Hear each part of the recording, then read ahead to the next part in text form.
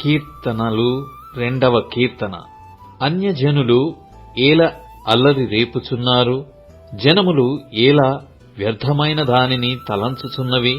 మనము వారి కట్లు తెంపుదము రండి, వారి పాశములను మన యొద్ద నుండి పారవేయుదము రండి అని చెప్పుకొనుచు భూరాజులు యెహోవాకును ఆయన అభిషిక్తునికిని విరోధముగా నిలవబడుచున్నారు.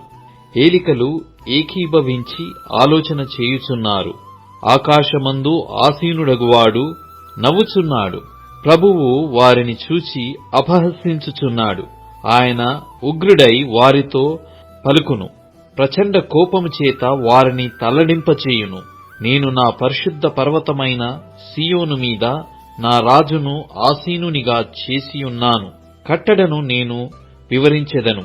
యెహోవా నాకిలాగు సెలవిచ్చెను, నీవు నా కుమారుడవు, నేడు నిన్ను కనియున్నాను.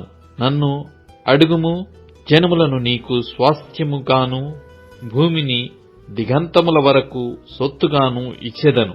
ఇనుపదండముతో నీవు వారిని నలుగగొట్టెదవు. కుండను పగలగొట్టినట్టు వారిని ముక్కచెక్కలుగా పగలగొట్టెదవు.